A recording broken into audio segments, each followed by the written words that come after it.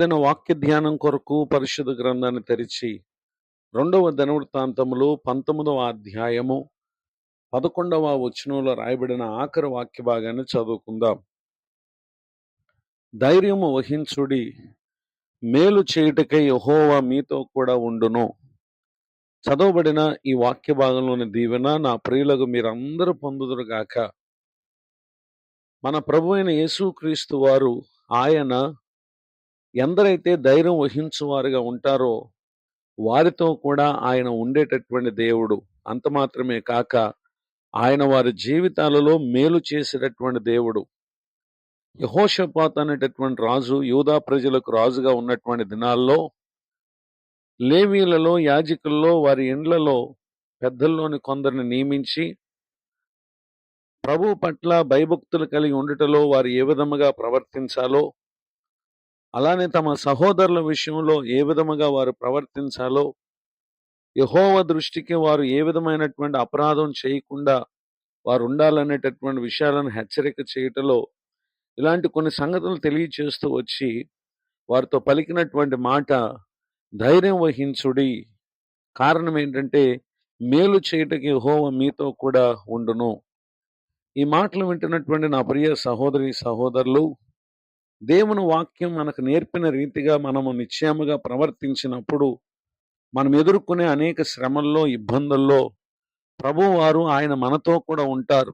ఆయన ఉండాలి అనంటే మనము ఆయనను బట్టి ధైర్యము వహించేటటువంటి వ్యక్తులుగా ఉండాలి.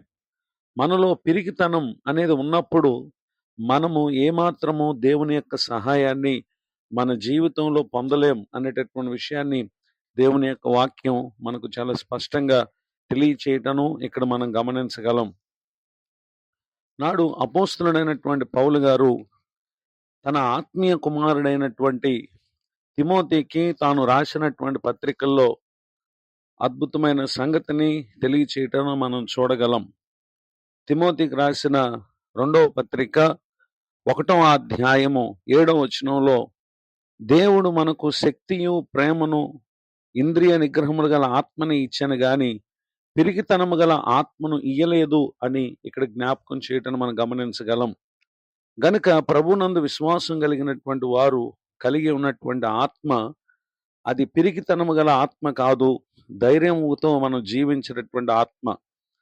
పరిశుద్ధ గ్రంథంలో రాయబడిన 2 సంఘటనలు మనం చూస్తే దానియేలు గ్రంథం 3వ అధ్యాయము 16-17 వచనాల్లో ఎంతో ధైర్యముగా నెబుకద్నెజరుకు సమాధానం ఇచ్చిన షడ్రక్, మెషక్, అబేద్నెగోను ఇక్కడ మనం చూడగలం.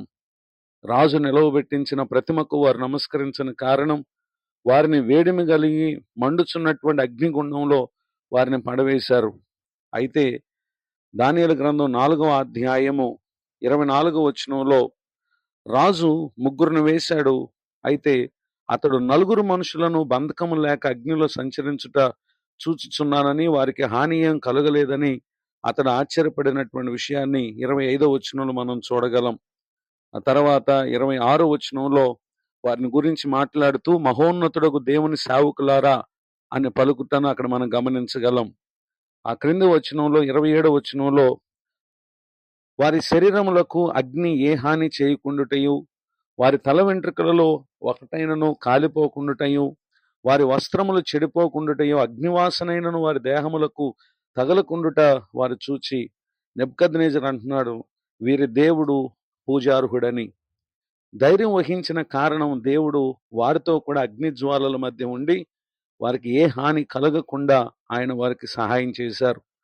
6వ అధ్యాయము దానియేలు గ్రంథం 10వ వచనంలో దానియేలు శాసనం సంతకం చేయబడినని తెలిసినప్పటికీ అతడు తన ఇంటికి వెళ్ళి యథాప్రకారముగా అనుదినం ముమ్మారు మోకాళ్ళలోని ప్రార్థన చేయటం గమనించగలం. అనుదినం ప్రార్థించే వ్యక్తి దానియేలు. అయితే తనకు క్రిందున్నటువంటి అధిపతులు తనపై ఒక కుతంత్రం పన్ని దానియేలును ఏదో ఒక రీతిగా రాజు ఎదుట దోషిగా నిలబెట్టాలనే క్రమంలో భాగంగా తన ప్రార్థనకు ఆటంకం కలిగించే కార్యం చేశారు. అయితే రాజు యొక్క శాసనాన్ని దానియేలు అతిక్రమించారని వారు ముందుగా తెలియపరిచిన రీతిగా దానియేలు సింహముల గుహలో వేశారు. అయితే దానియేలుకు ఆ సింహాలు ఏ విధమైన హాని కలుగు చేయకుండుట తదుపరి వచనాలు మనం చూడగలం. ఈ మాటలు వింటున్నటువంటి నా ప్రియ సహోదరి సహోదరులు, మన దేవుడు ఆయన మనతో కూడా ఉండువారు గనుక ఆయన నమ్మినటువంటి ప్రతి ఒక్కరు కూడా ఏ విషయాలను బట్టి కృంగిపోక అధైర్యపడక ధైర్యం వహించటం మన పని. ప్రతి పరిస్థితిలో ప్రతి శ్రమలో ప్రభు మనతో కూడా ఉండి ఆశ్చర్యకరమైన రీతిలో మనల్ని రక్షిస్తారు. ఇటు స్థితి కలిగిన ఆ ప్రియులకు మీరందరూ కూడా వర్ధిల్లాలని కోరుతూ ఈ మాటలు ముగిస్తున్నాను. ప్రార్థన. కృపగలిగిన తండ్రి, మీ కొందనాలు. నేడు విన్న ఈ మాటలు మా ప్రియుల హృదయాలలో గల పిరికితనమును తొలగించి ధైర్యమును వారి కలుగు చేయను గాక. మరి ఒక నూతన సంవత్సర దయాకిరీటాన్ని పొందిన ప్రియులను ఆశీర్వదించండి. దైవజనులను వారి కుటుంబాన్ని సేవా పరిచయను దీవించండి. కృంగిన ప్రతి ఒక్కరిని లేవనెత్తండి. నేటి దిన దీవెనలు సమస్త విషయాలు దయచేయండి. యేసు క్రీస్తు నామములో ప్రార్థిస్తున్నాను తండ్రి. ఆమెన్. తండ్రి, కుమార, పరిశుద్ధాత్మ దేవుడు తోడు నడిపించును గాక. ఆమెన్. నేడు విన్న ఈ మాటలు మీకు